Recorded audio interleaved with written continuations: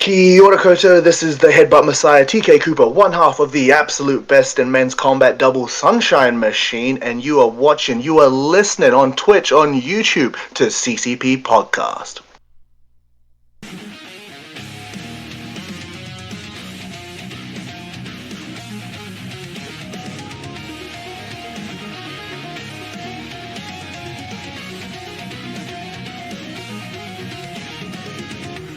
What is happening, friends of CCP Podcasting? Welcome to Beyond the Bell Live. I am Chris Page. That right there, with his camera all jacked up, that's only the one and only Mr. Jonathan Barrows. Man, how's it going? Happy Sunday morning to you, sir. Yeah, it's been a fun little Sunday where my main computer decided it didn't want to work today. Like it needed the day off, so I'm improvising with the phone camera and doing what I can because I was not going to miss this one. Well, I'm glad you're here. We've had a big stretch over the weekend, lots of filming, lots of things happening, lots of moving parts as usual here on our channel. Let me shoot over to the chat. Give a shout out to Goth. I see Ranger Wrestling. I see UK Paul. See, did I miss anybody right now? Like, I feel like there was more going on as we were coming on the air, but I'll circle around to it in just a few minutes. Ranger Wrestling. Yeah, Ranger. What's up, dude? How's it going, man? Down from Australia. Tuning in all over the world. We're glad that you're here. We're gonna not waste a whole lot of time and get right into the show.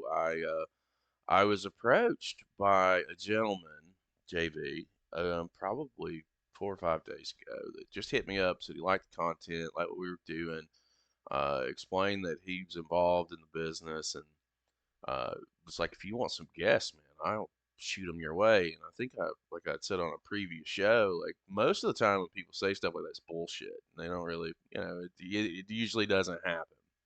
Not in this case. This case, like the floodgates opened, and within fucking 2 days, there's, I don't know, 9 people that have hit me up from all over the world. Some from Canada, from here in the States. This guy's connected with, and that's where our guest comes to us from today. Now, before we get too deep, I do want to preface, guys. You know, I'm not a big fan of clowns, not a big fan of carnivals, or anything that's going to trip me out or make me freak out. And I do feel like today we're going to have an episode where that does happen, because our guest, when I tried to do some research, I found some strange and odd things. He is from your town. You heard that right. He is from your town. Our guest today, one and only, Mr. Rika Wild. I hope I pronounced your name correctly, because that seems to be a thing. How are you, Mr. Wildlee?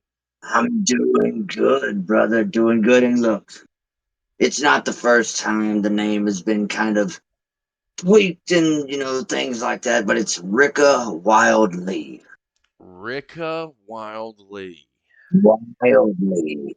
There you go. But the thing is yes, I am from your town. My traveling freak show, per se, does travel from here to there to everywhere, but the fact is I've landed here with you on your screen. That's where I've meant to be. So thank you for having me upon your podcast. The pleasure is mine. JB, I'm kind of soaking this in for a second. Why don't you welcome our guest? Well, it's great to have you here. I know we're getting some comments already that everyone's loving the outfit.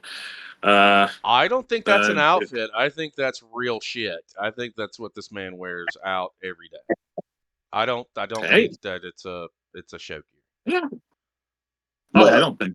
No, I think it's him, and I think it works. It's a very cool look. You tell me one time that you've ever stepped foot inside of a carnival and it wasn't the bright lights that drew you in. It's true. It's true.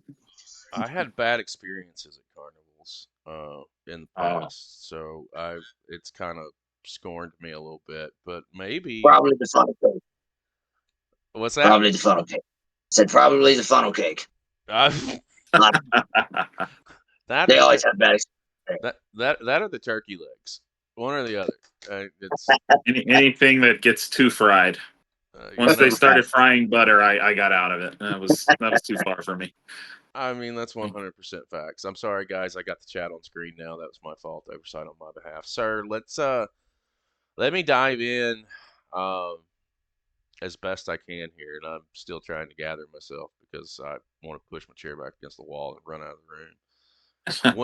When did you fall in love with professional wrestling, and how does that work for you? Obviously, if anyone's very familiar with wrestling as it dates back to its infancy, started out on the carnival scene. Started out Look, as that's carnies. yeah, look, that's where we're at. That's where we're at. Okay, so I was 8 years old when I fell in love with the product that we know and love as professional wrestling. Like most kids, I jumped on, you know, the early, right before the Attitude Era bandwagon, around that time, and that is what really drew me into learning about professional wrestling. And I've always been kind of a historical connoisseur when it comes to learning about things from our past and where things began and where the things that we know and love as certain products, whether it's wrestling or wherever sport it may be, where it began and how it began. And once I figured out about where professional wrestling and the predetermined outcomes and the gimmicks and the over the top exaggeration of storylines and things where it all began, I knew that if I was going to take the historical route and teach the masses about professional wrestling nowadays, all the kids that don't know about the product that they know and love and watch every Monday night or whatever the case may be on the indie scene, I've got to be that guy to bridge that gap and show them that wrestling that they know and love started right here where I am. So that's the basis of the whole gimmick. I'm a walking, talking history lesson. Well, when you were coming up on the carnival, I guess you grew up within the carnival scene. Did you guys set a ring up, or what's that look like? How did you get into any kind of formal training while traveling and doing the carnival circuit? Well, the thing about it is, man, is when you travel with a bunch of freaks, and there's always different types of folks out there, whether it be the masses coming into the carnival or the ones that live there, they're all looking to do one thing, and that is to enjoy or put on a show. And when that comes to be, and the bright lights shine down, and the matches finally get to happen, there's nothing but money to be made, jaws to be dropped, and lights to be turned on. So here we are. JP, let me come around to you because I need to let this sink in for a minute. I'm still a little weirded out. Well, I know you've got kind of a nice little history tie-in in your background. I believe you have some links that go back to the Polish Hammer Ivan Putski in your Very, training. very, So, I very mean, much. that's a pretty amazing lineage to be part of. You know, my coach, the original Dapper Dan, his coach was Ivan Putski, and for him to train me in the same style and fashion as he was trained by Ivan, it's just not only an honor to be put in that realm of knowledge in the wrestling world, because a lot of people don't get that. They get trained by people who are more new to the game. I'm gonna say, the last 20, 30 years, but you get people like Ivan, and he was very, very old school. So our coach taught us in the same kind of aspect of you've got to learn this before you can learn that. Like you have to learn where the basis begins of how a match is built, how moves are done, why they're done, how the story is told one move at a time, giving the audience time to soak in the moves instead of it just becoming a spot fest, and that has really taught me a lot as a up and coming wrestler, is that it's not about everything you can get done, because most of the time less is more. You've Yeah, and got I'd assume with that background, I mean, you probably have a lot more knowledge that you can draw on in your matches, or you can just, you can surprise people with that old school attacks that maybe they're not expecting them.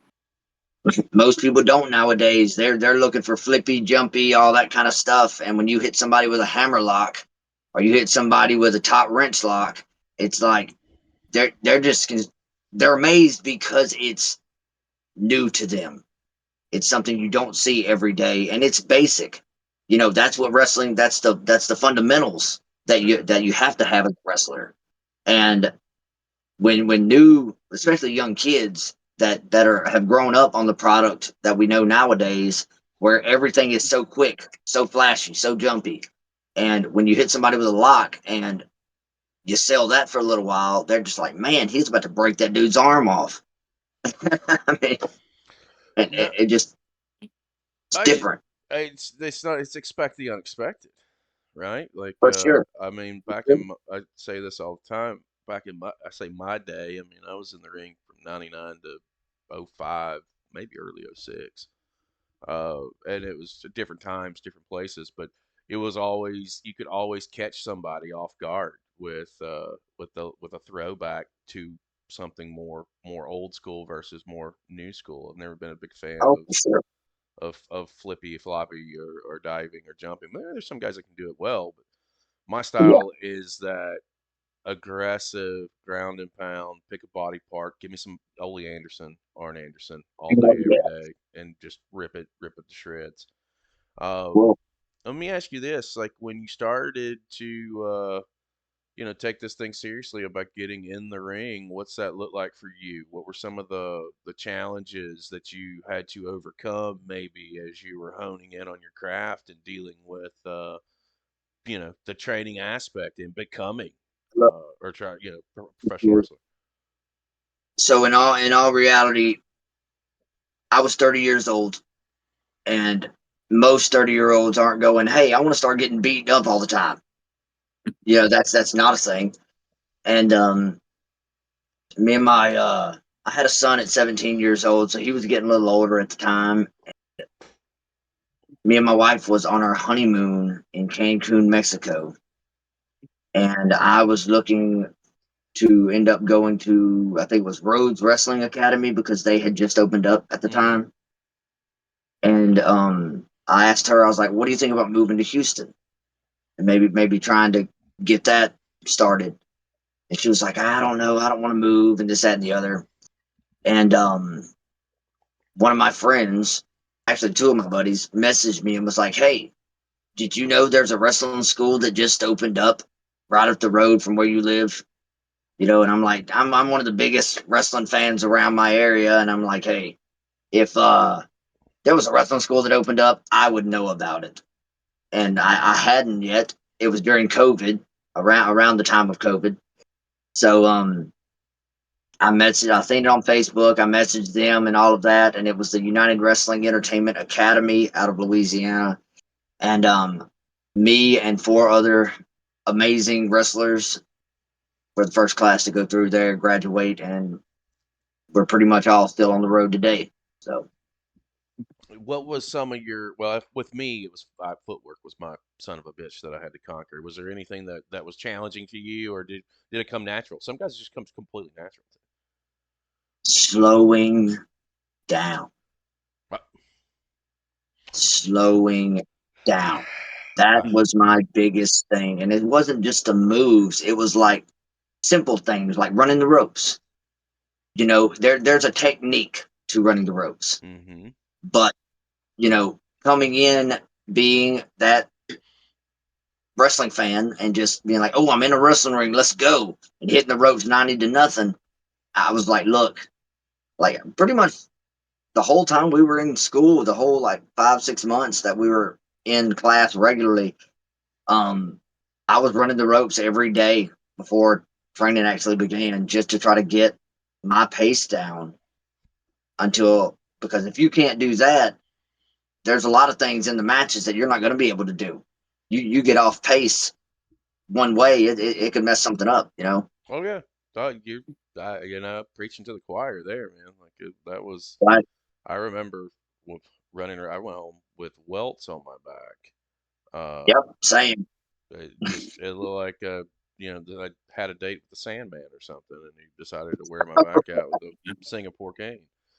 Uh, like it got so bad that even in a swimming pool, I couldn't pick up my fucking 4-year-old niece, and there's no Oh gravity wow. there. Like I just couldn't get her up out of the water.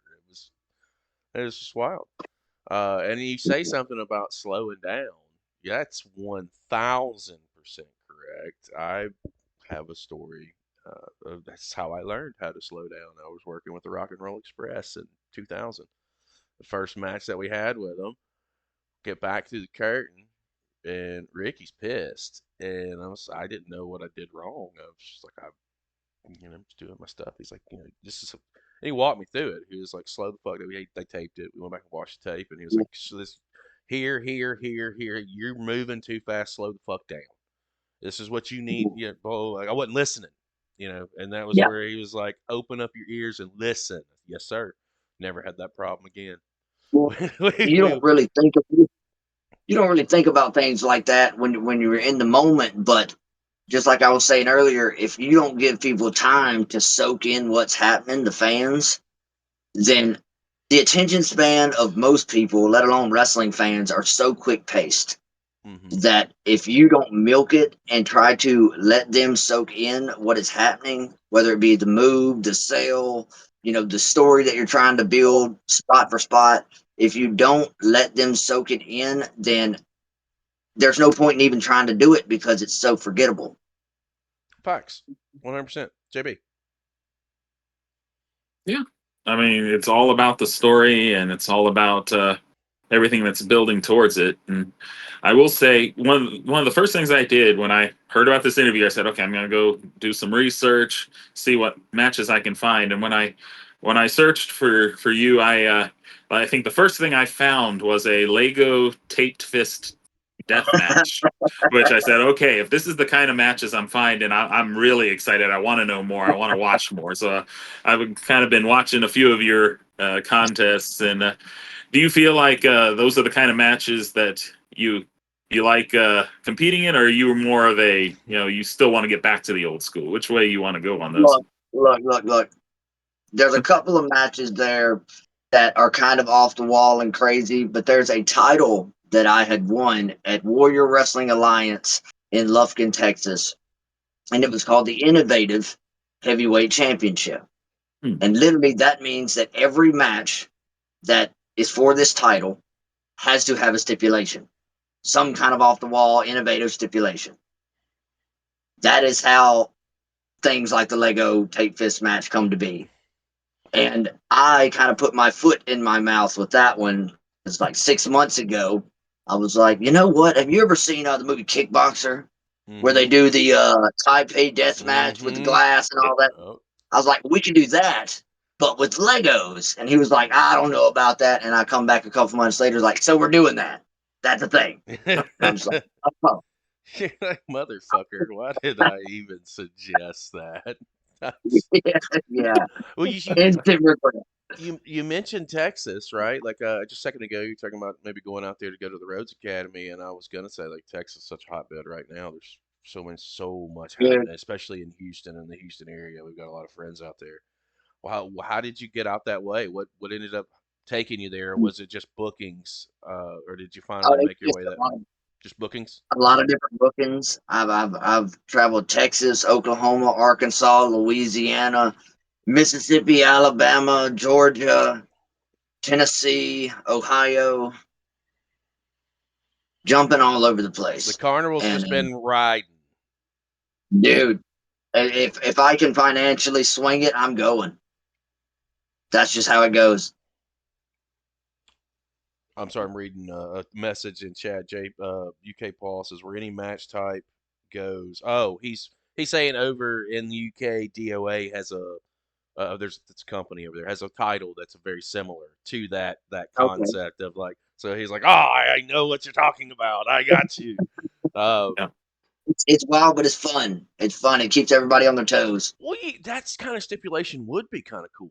I mean, really, it doesn't limit your creativity, but you kind of do need to be careful on what you throw out there because it can Well, always come back and bite you.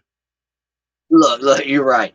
So I ended up winning. I won that title last, I want to say December, and it was in a what was it? It was a funhouse surprise match, is what they called it, and literally they had just all kinds of Christmas gifts of all different shapes and sizes, taped up and then boxed up, pretty bows and all that around the ring. And me and my opponent had no clue what was in these boxes, but if you could get to it and open it, you could use whatever was inside. Mm-hmm. So there ended up being like cans of food in one. There was there was a fly swatter in one. There was a big plastic clamps in another. There was pine. I got suplex on a bunch of pine cones. Like, dude, it was insane.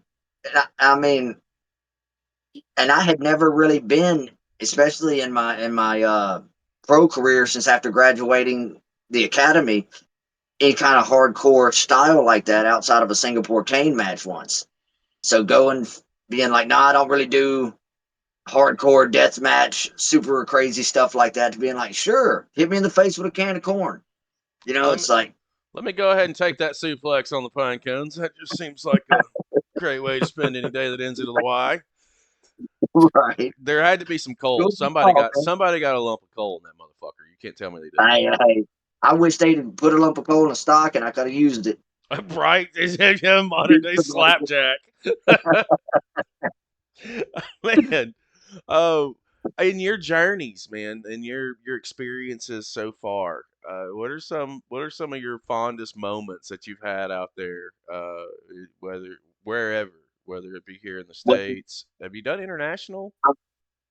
I have not. I'm looking forward to going international and traveling outside of the country. I've done podcasts internationally, but I have not actually got to travel and wrestle internationally. I would love to, but like I said, it's all a financial game, and that's the deal. Mm-hmm. But as far as my adventures go, any wrestler or indie guy or even older school pro wrestler will tell you it's the travel, man. The matches are amazing. The gimmicks, the shows, they're all amazing, but the real adventure is travel getting there. And that's where your fun times and your real memories are made. You end up having so many matches that it all becomes a big match blur outside of a few good highlight spots, but your travel is where your real memories are made, the wild adventures getting to and from. Well, let me ask you this: with all the traveling that you've been able to do so far, have you been able to maybe take a time out and soak in some of the surroundings, some of the places that you've been? You had some, like, you time, if you will, and what's that consist of? What's that look like for you when you do get some downtime in some new places? Well, I'm like I said, I'm a very historical kind of guy. I love history, and being able to go to some of these older cities like Fort Worth, not Fort Worth, Fort Smith, Arkansas. That's one of the oldest cities in Arkansas, and they have a lot of historical value there. All kinds of um, older cities and things like that. Dallas and stuff. Me and my wife have walked around Dallas. All kinds of different little spots like that, and to be able to go and see the different cultures that these places have to offer, even excluding the historical value of it, just the different vibe that these cities bring. Kind of even before the shows, kind of puts you in the mindset of what you're walking into with the locker room, Hmm. because most of these people are local that you're going to. Well, So, how's that? Again, I guess it's one of those things. I know how it was for me. Like back in the day, I didn't give a shit. I didn't care. Like me, love right. me, or hate me. I'm here to make money, and I'm going on to the next town. Uh, Yeah. but is that dynamic changed a lot? Like if you're coming in, if you're being brought in by a promoter, are you getting cold shouldered in the locker room, or are there people that are the guys that There's one welcoming you to be there? there's one thing that has changed. Well, I say there's a few things that's changed, but there's one thing that will never change, and that respect isn't given, it's earned. So if you come in there with the big ego and the my shit don't stink attitude, then you're going to be treated as such. But if you come in there and you walk in, never met these guys a day in your life, shake some hands, introduce yourself. Don't be that egotistical guy that says, well, last weekend I was blah blah blah and I done this and that. Don't be that guy. Just come in there, soak in the vibes, meet the fellas, listen. Listen to what they've got going on, because you're not just coming in to work for you. You're coming in to help build their story. This is their company. Yeah, facts. I that's kind of the mentality I would have when I would travel around. I would always go in and meet people. But when it came down to it, like I'm gonna make my money and I'm gonna go home. But Oh at the yeah, end of I the mean, I'm day, not there. yeah, at the end of the day, yeah, like if it came down to doing a job or something like that, I don't give a fuck. I don't care about winning or Yeah, losing. I care if yeah, if I'm here today and gone tomorrow, who's here after me? How do we, you know what I mean? That yeah. is the mentality that you got to have. That's the biggest misconception about professional wrestling. It is the biggest team sport that you could possibly fucking have. Oh, for sure. Literally, all the way down from talent to referees to ring announcing to commentators to production. All one hand does not work without the other, and everybody Fact. has to be on the same fucking page, reading the same book. Yeah.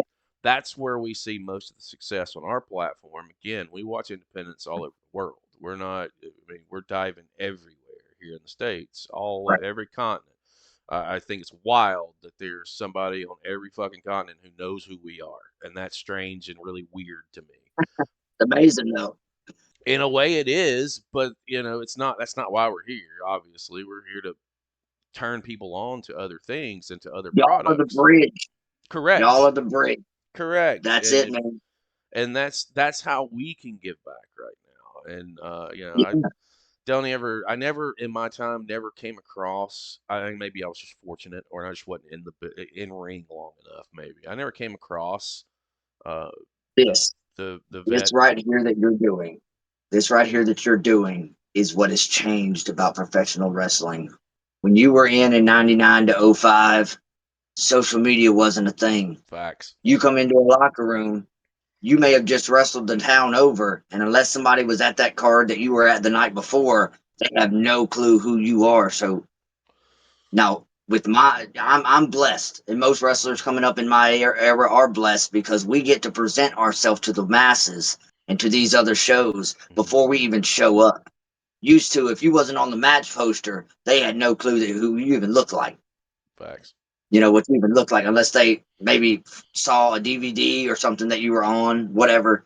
But luckily, we're all in this day and age blessed to be able to present ourselves as character, as our ability. Like, you were able to go back and look at some of my matches and things like that before I get to your podcast or the company I'm going to work for or whatever.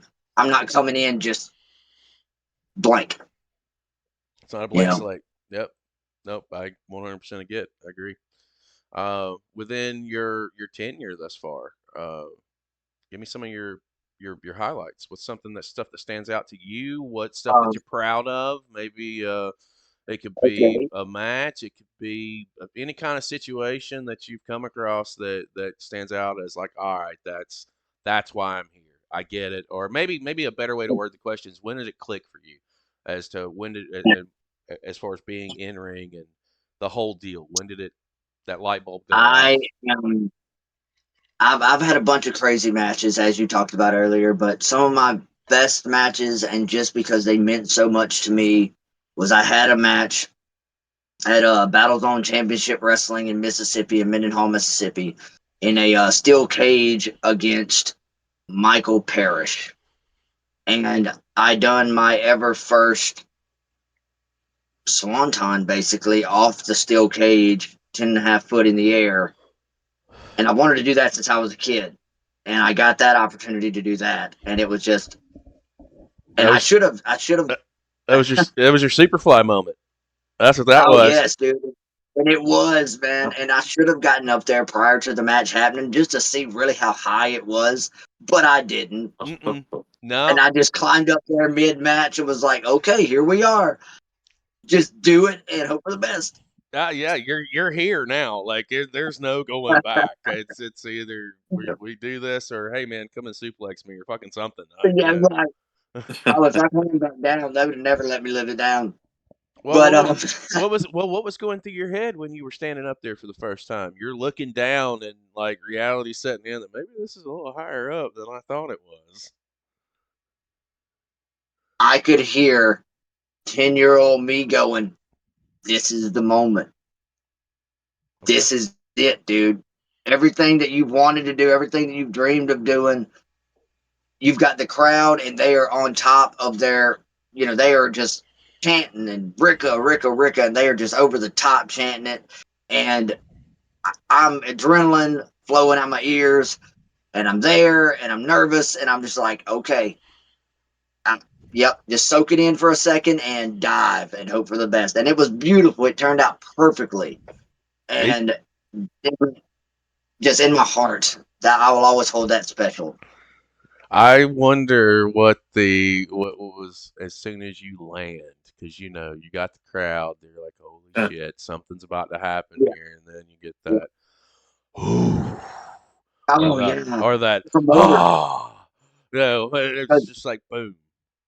Nobody else would get up there, and the promoter, because there was nothing to hold on to up top. It's just a big steel cage. Right. So I'm standing, I'm slowly raising to my feet. I'm slowly getting on my feet, get my balance, and literally the promoter runs from the back and gets on the floor on the outside and is standing under that corner looking up at me in case I fall backwards, like he's going to try to catch. It's 10.5 foot plus the ring height. If I fall, I'm just splashing you, guy. But It's always better to have somebody to land on. Let me, you know. that's true. That is true. softer than concrete. I agree. But that moment there and wrestling in 2022 at the gathering of the Juggalos in front of 17,000 people. Oh, let's talk about that. Hold on. 17,000 at the Gathering of the Juggalos. How's that come about for you? Well, I've always been an ICP fan. I've always been into that genre of music and things like that. Not that I've done everything in my power to show that the gimmick is not based on that vibe, even though I dig it, but it's not at all. But when it comes down to it, I ended up meeting a guy in Atlanta on Facebook, a promoter in Atlanta on Facebook, and he was in touch with Madman Pondo. He knew Madman Pondo, who runs the JCW tryouts Mm-hmm. at the gathering every year. So we got to chit chatting and talking, and I'd never been to a gathering before. So I was like, man, I want to go one day, blah, blah, blah, blah. Couple months passed, and one of my friends and brother really ended up messaging that promoter and was like, how can we try to get Rika at the gathering? If he can make it up there, is there any possible way he could be on the card? And he goes, yeah, let's talk. So he ended up calling Pondo on a 3-way call with them three talking, and was Pondo told him, was like, look, if he can make it up here, if he can buy a ticket and make it up here and go through the tryouts, I'll get him on the card.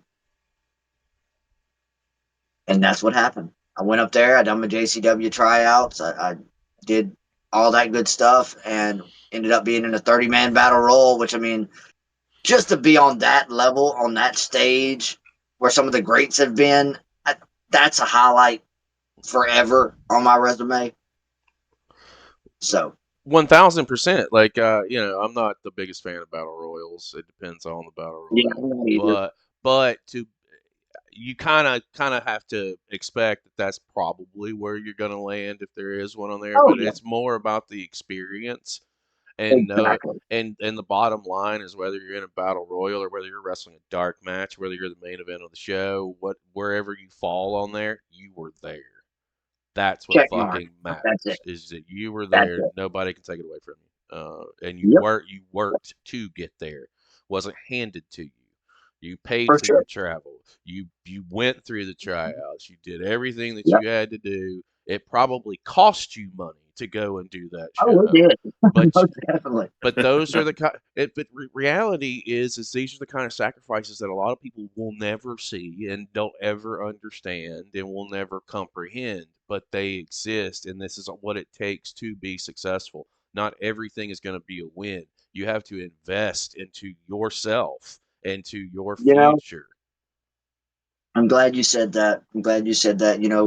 money comes and money goes, and then yes, it's what makes the world go round and all that good stuff, and you can't live without it. But the fact of the matter is when you finally say your goodbyes and you're finally just, you know, gone from the world, the only thing that will remain is the memories you made while you're here. That's the only true immortality, is leaving a legacy worth talking about after you're gone. And things like that, like the JCW thing, and all the adventures that I'm going through wrestling and all of that, and the brothers I've met and the friends I've made and the money I've spent, the gas and travel that I've done, those are the things that'll be talked about because I didn't just exist, and I lived, you know. Yeah, 100%. JB, let me come around to you about everything that you've already heard or what you've heard over the last few minutes. Sorry, I'm going to dominate for a second. Oh, that's fine. I mean, I've been enjoying the conversation. Everything with the Juggalos, with the Insane Clown Posse. I mean, I grew up on them, as I know many of our viewers probably did as well. So, awesome tag team, and also, the great music career. And I can see the inspiration a little bit. I know in your career you've had both singles runs and tag team runs. I know you had the CCW tag team titles, which as for us here at CCP, I like the name of those. Mm-hmm. So, which one do you kind of consider? Do you prefer being more in singles competition, or do you like having that partner you can tag in and just sort of build the story more that way? Well, I love a singles run. Don't get me wrong, because it really makes you have to dig harder and work harder and hone your craft a little better to work solo, especially when you're working somebody you've never worked before. It's a stranger to you. His style may not mesh with your style that well, and you just got to find a way to fit around that.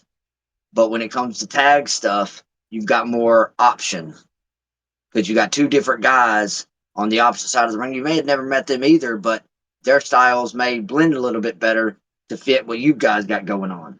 My partner, Ethan Sorrow, we have the family affiliated and all that stuff. We've got 4 teammates, but my tag team partner that I'm champions with, Ethan Sorrow, he is a much bigger guy than I. He's I'm 5'11". He's 6'3", 6'2", 6'3", something like that, Mm-hmm. and he weighs a lot more. He's a way bigger guy, so we got our kind of polar opposite in stature. So it kind of fits. He's the muscle. I'm the speed. He does what he needs to do, handles his strength business, and I do what I need to do and handle my quick business. But it blends and meshes together, and I love being in tag team competition because you Well, have to think on your toes and be outside of the box. well, because you love competing in tag team wrestling. Again, friends of our channel know I'm a big tag team guy. I gotta know. Give me some of your who were some of your tag team inspirations that you grew up watching that you Oh, Oh yeah, oh, we're going there. oh, okay, let's go. Let's dig. Okay, well, first and foremost, you got the rockers. Okay. Okay, okay, you got the rockers, and then you've got people like, as far as big man stuff goes, you got people like Demolition. Mm-hmm. Okay, then you've got, as far as just outlandish and odd, wild gimmicks and cool style, I'm gonna go either A, Oddities, or I'm gonna go Mach and Thrasher, the Headbangers. Very underrated tag team. Okay, very, very much so. And Huge. I, I love old school tag team styles because it shows the innovation on how to take two moves or take two different styles of people, and fit them together and make them a unit. You got Legion of Doom. I mean, there's all kinds that I could name that really inspired and really inspired not only our style but our move set and the push for me to join a tag team and be that guy. The Hardys, the Hardy Boys, those are they're the reason I want to do the flip off the cage. I mean, Yes, sir. yeah, JV, give me some of your teams, man. I mean, he's listed several of them. And then you go into the Heart Foundation. You go yeah, into. I mean, I grew up on massive tag teams like the Colossal Connection and Natural Disasters and stuff like that. So, I mean, I like all sorts of different tag teams. You know, all the competition I can watch in those. I'm very disappointed in you both that neither one of you mentioned the Rock and Roll Express. Neither one of you mentioned. I left that for you. That's always yours. Look, I love Rock and Roll Express. I do, and they have taught the last 5 generations of tag team wrestlers, and still teaching people to this day. Nobody, they're still out there getting it. Nobody mentioned Arn and Tully. Nobody. I would not want to step in the ring with either of those guys. No, my heart broke. Nobody mentioned fucking the Midnight Express. I'm just, ladies and gentlemen, thanks for tuning in. That is our show. I just cannot continue anymore. I'm just fucking with you guys. I enjoyed good tag teams. I really think that tag team wrestling is sorely underrated on the independent scene. I think it is getting a bit of a resurgence over the last couple of years. But I do think that it's a piece of the game that really you can make a shit ton of money if you do this shit, if you do it right. Not only as a tag, as a singles, breaking into a faction, booking yourselves correctly. Like there's a lot of things that can happen. What are some of your I don't say or some of your favorite places or some of your favorite people that you've been able to meet along the way or get in the ring with along the way or work? Actually, fuck that. Back that out. We're not even gonna. I don't want to go there. Give me some of your favorite storytelling moments that you've had in the ring, because Wildlee is a very unique individual, and you got to have been able to create, and you've taken a lot of yourself with your personality and how it's creative the whole way around. So I want to hear a little bit about your storytelling and what are some of your favorite stories that you've been able to create. Okay, so this one goes back to 2022, I believe, and one of my best friends growing up ended up coming and joining the school, and he became a referee at first. He had just beat stage 4 Hodgkin's lymphoma cancer twice. Okay. And he had just got through all of that, still had a port in his chest. And he came and he joined the school, became a referee, just so he could be part of the business. We grew up watching wrestling together and just that vibe. And the show ended up, the UWE ended up running the show in Marshall, Texas, at the Marshall Convention Center. And he was like, I think I can get in the ring and I think I want to do a match. Like, I want to do a match. I'm like, okay. Do you think your body can handle a full-on match, not just reffing? And he's like, yeah, dude, I think I can do it. I was like, well, I want to be your first match. So we get out there, we do a Singapore cane match for his very first match. And needless to say, his legs were still not working as well as they should have as far as running the ropes and things like that. Not that he hadn't been trained, he just was really coming back, shaking back from all the chemo and things like that. And so we get in the ring, and halfway through the match, he goes, if my legs quit working and my legs give out, we got to figure something out. And I'm like, okay, dude, we'll figure something out. We'll get out there, we'll just milk it, play with it, and we'll figure something out. So we get in the ring, and we're working against each other and all this, and all of a sudden his legs start going weak. So I end up kicking him in the knee, knocking him down. He lands flat on his back, and I take those kendo sticks, and I just start wearing his legs the hell out from ankles to hips.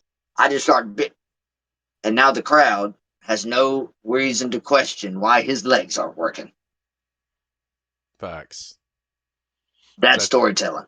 That is doing it. It's doing it on the fly. It's creating and being able to adjust too. Something that fascinates me nowadays is we sit back, and it's not just here in the States, it's everywhere. When there's a mistake or there's something that goes wrong within the structure of the confines of the match, guys are out there, they're quick to recover. Quick. Walking and talking. That's the game. Walking and talking, calling things on the fly, not being that guy that wants to work every single little detail of your match out, spot for spot, move for move. If you do that, a lot of people can, but if you do that and you happen to lose one little thing in that entire work that you just created, you're lost. You're lost. And it really it messes your head up. And where do you go? Yeah, if you An opening, a couple of good spots, and a finish. The rest of it needs to be on the fly and look natural. Look just, very smooth. facts, facts. In chat, sheep herders were a tag team that we all missed, by the way. Just want to point that out. No game was real quick to drop that in.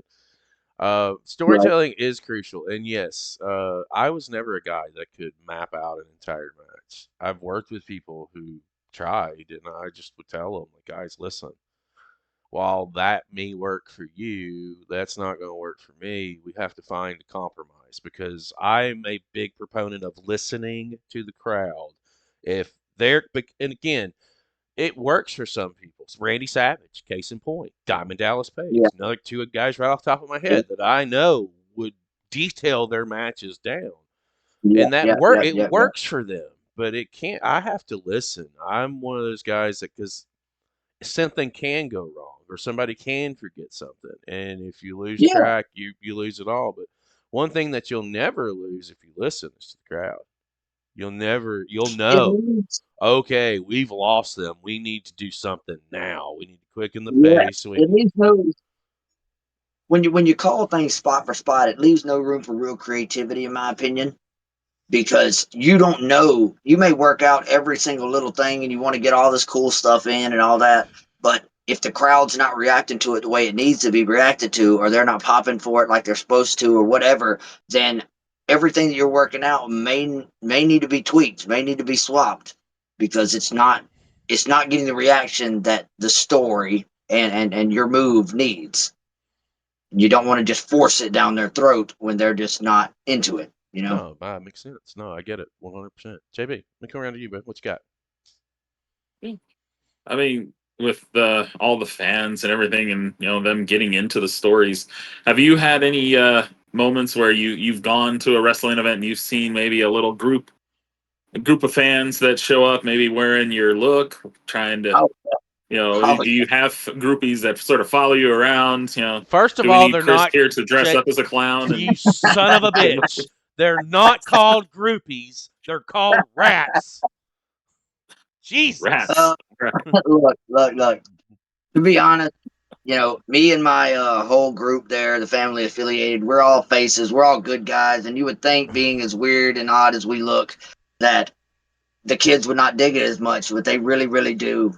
And our whole stick is showing the world that it's okay to be different. It's okay to be odd. Everybody's a freak. You just got to learn how to embrace your flaws. Don't let the world tell you who you are. Show your weird side. Be that weird guy. Embrace your uniqueness. Let your inner freak flag fly, baby. That's what I That's say. it. That's it. Let's let's talk about the faction for a minute. How does that come together for you guys? When do you Well, start thinking about, well, we could probably do this. What's that look like for y'all? I've been wanting to do it for years because I've always been a fan of factions. Even since way back when, like we talked about the oddities, the Nation of Domination, the Ministry, the Corporation, all that kind of stuff. I've always been a big fan of big factions, NWO, all that stuff. But I've always wanted to develop my own faction, and when doing the whole Carnival thing, me actually Eighth and Sorrow was in a tag team with another guy at CCW in Fort Smith, Arkansas, and him and his partner were the ultimate heels up there. They were the ultimate bad guys. They had been racing against this other tag team, Holy Hail, Father Padge and Terry Pantera, and they had been going against them for years. And it come down to the match where they were about to win the titles, about to finally go over and win the titles from Holy Hail. And his partner ended up getting hurt and couldn't perform, so they were going to have to either A, scrap the match altogether, and all that. So Ethan come to me and was like, "Hey, we trained together. Would you like to step in and be my tag partner?" And I'm like, "Well, the only way I'll do it is if we can make it make sense, because I'm the ultimate face at this company, and you're the ultimate heel at this company." I said, "So with storyline being what it is, I run a freak show. Okay, look at you. You're a walking, talking freak. Okay." I said, "So I coax you into joining my freak show, show you that you don't have to be this big, angry asshole of a guy, that there's people out there that do deserve to be hurt, but just the ones who deserve it. You don't have to hurt everyone. You know, Mm-hmm. it's okay to be weird. It's okay to be a freak. You just got to do it in this rightful place." So he ended up joining a team, joining with me, or I joined with him. We went over, won the titles last June or last July in 24, and we're still CCW Tag Team Champions to this day. And a few months later, we were in Silsbee, Texas, where Mark Henry's from, and we're wrestling down there.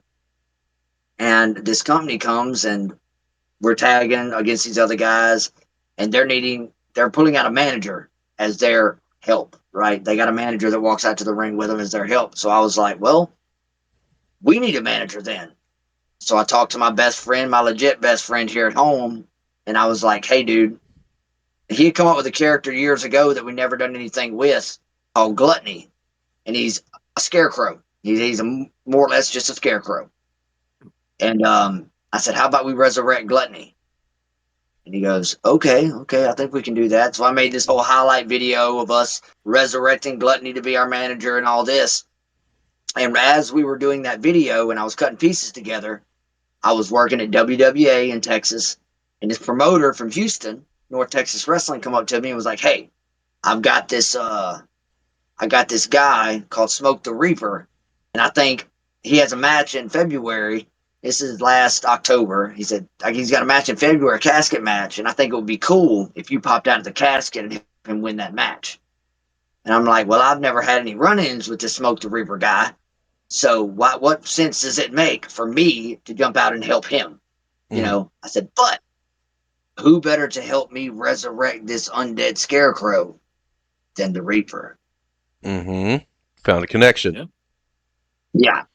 So we added the Reaper in there, helping us resurrect Gluttony, which overturned in 4 months, made me helping Smoke at the casket match make sense. So it all tied together, and now it's all four of us together, and we are the family affiliate.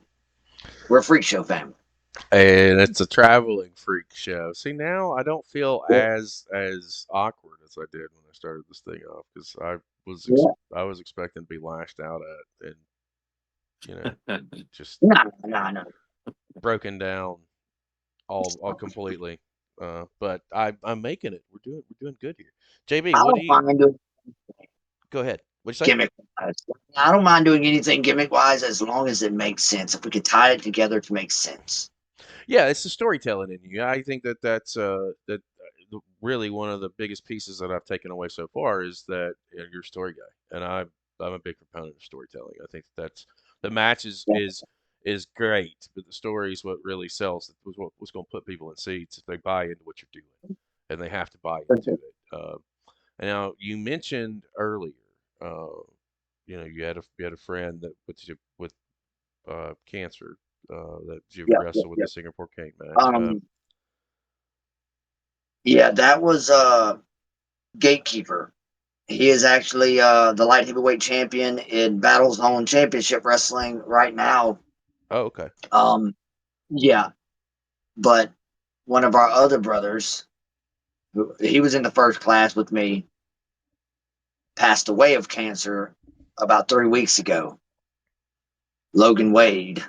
And last night in Hesmer, Louisiana, we done a benefit show for him, raising money for his family and his kids and all of that. He was an amazing, amazing guy. And I've known him since I was 14 years old. We grew up together. We talked wrestling. We trained wrestling.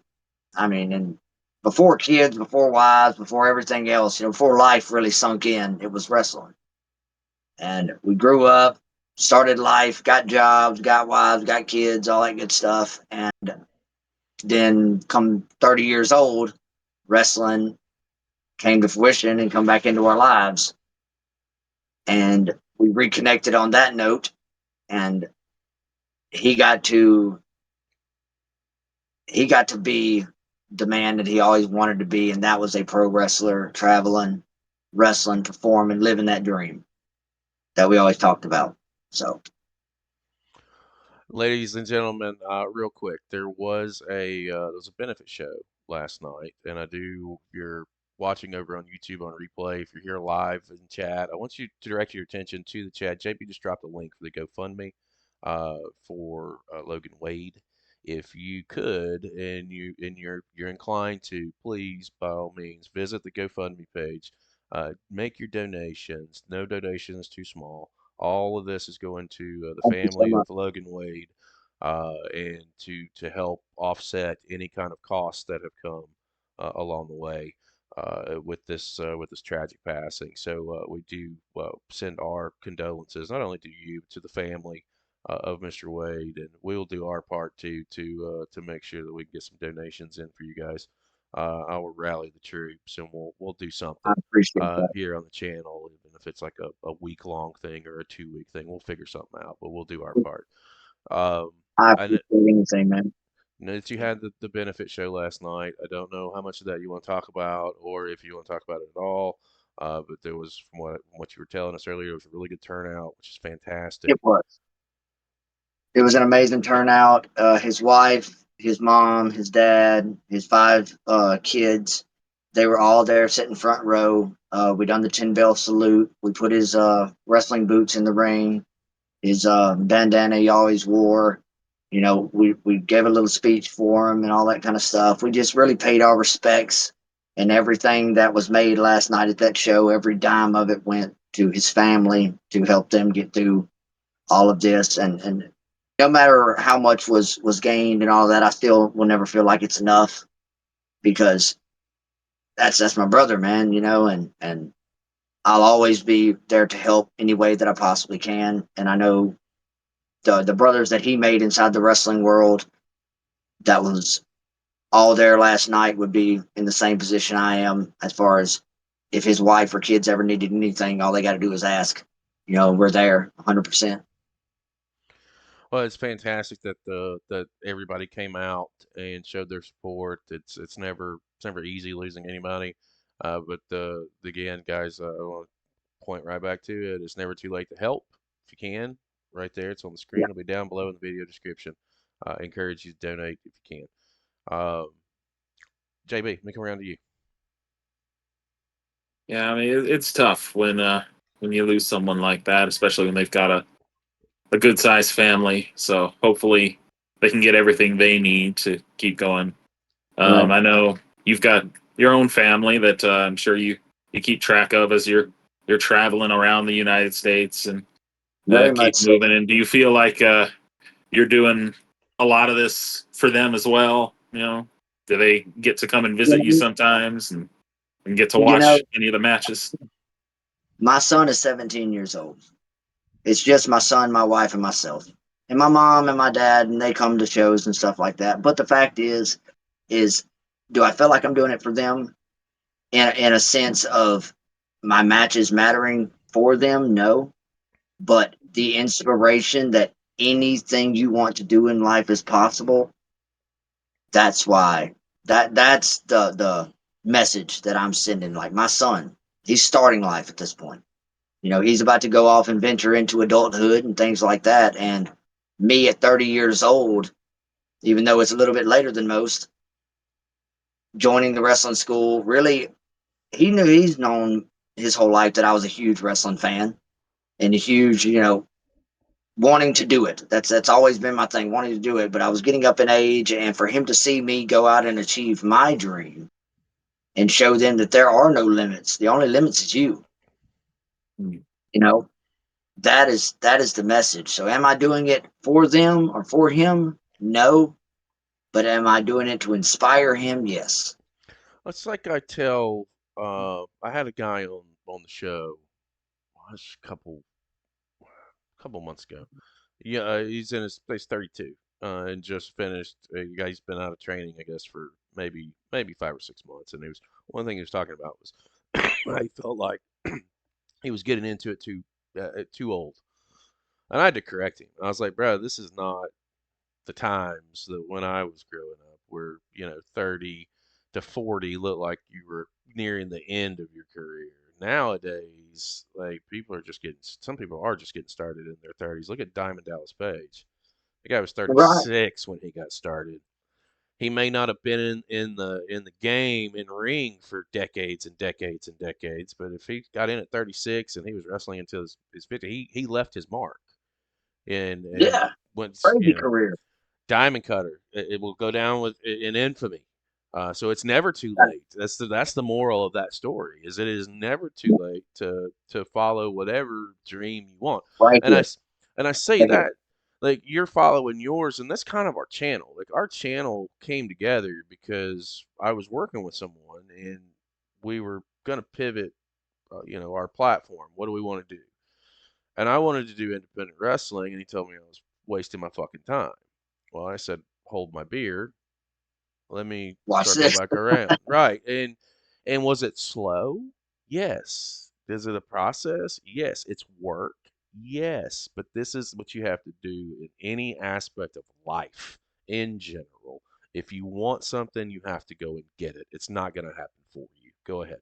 If you have a love and a Correct. passion for something that you want to pursue, then there is no failure. It may take a lot more time than expected, but the fact is there is only forward, there's only success, there's only pushing further because there is no die in your heart. There is no it won't work because I love what I'm doing. Every little bit of it, the slow days, the fast days, whatever. I love it all.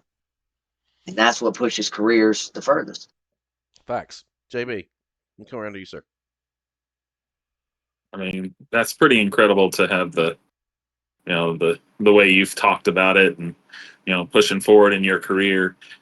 How do you see things continuing with you on your career? Do you feel like you're on that upward trajectory? I mean, you've been winning championships, you've been traveling around the U.S., you're planning in the future to maybe go overseas, get some experience there.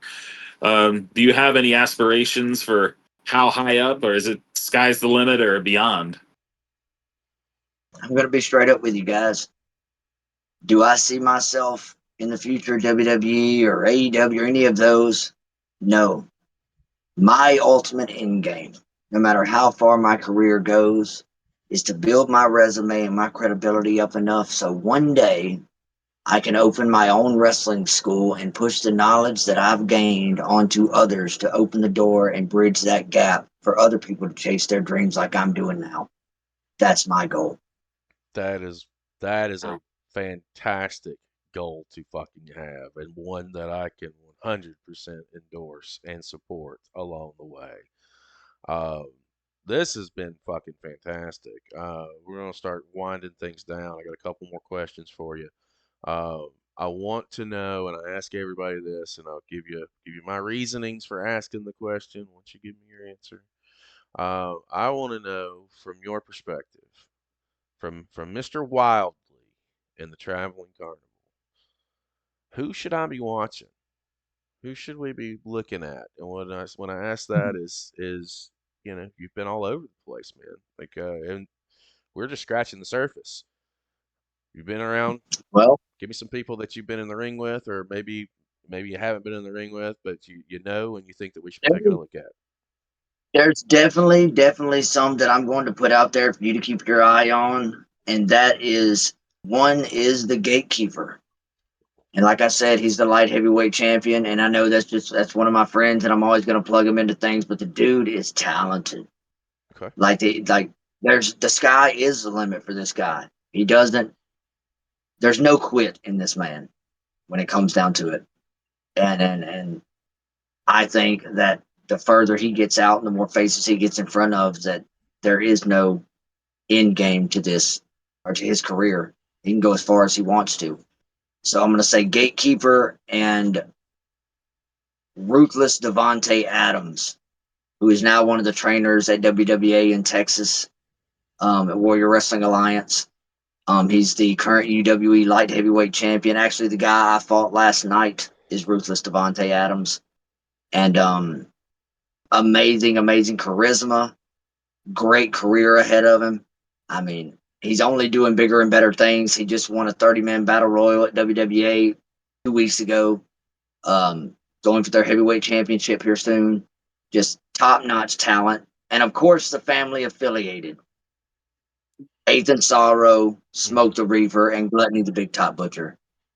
All those guys, which they're in my link description as well, so you can check out all those guys as well. Great, amazing talents, and not just blowing smoke, but they are just amazing people, and really have long careers ahead of them as well, as long as they want to push for it.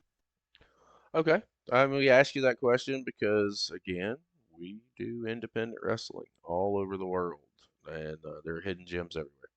Without For sure. recommendations from guys like you who are out there making the loops and who are out there wrestling people in places that we may not be familiar with. That is a way for us to not only introduce ourselves to them, but also to introduce our channel to them as well, because that's exactly why we're here. And not only are you giving me the names of those individuals have to have opponents, and I'm willing to bet you I probably haven't seen them either. So you're putting me in front of 70 guys, I would imagine, between all. Networking. You're getting it, man. That's right. That's how it works, because professional wrestling can bring people together if you allow it to. Yes, sir. You don't have to. There doesn't have to be tribalism. There does not have to be any bullshit. Enjoy what you're watching. If you enjoy what you're watching, then you watch more of it. If you don't enjoy it, well, then it's not for you, but it could be for somebody else. That doesn't mean you shit all over it. Yeah. My next question. This is the $1 million question, as I like to call it. If you could get in the ring with anybody out there on the independent scene, maybe some of your bucket list matches that you're looking to have, names that you want to get into the ring with, who would you want to square off against if you had your opportunity to call your shot? Sam Stackhouse. Sam Stackhouse, not a bad choice. That's the one. That's been the goal for 2 years. I've got to make that happen one day. That dude will make anybody look like $1 million. Like, amazing talent. So is it Sam Stackhouse or bust? So we gotta get Stackhouse first, and then we'll open the door for other possible opportunities. I don't know. That's the main goal, but at this point, I'm just looking to broaden my spectrum of styles. Okay. Because I think that's the only way you can get better as a professional wrestler, or really in anything, but as a wrestler, is to go against people that have different abilities and different styles that you do, that you have to learn how to work differently. So any certain person, yes, it's education for sure, but any certain person, I don't really have names, but anybody that is willing to teach me something and I can take something from in every match. I love watching my matches back and going, man, I never thought about doing that before, but it just happened, because it was in the moment and it was something different that I knew would work at the time. Facts. But I'm looking forward to seeing a lot more of you.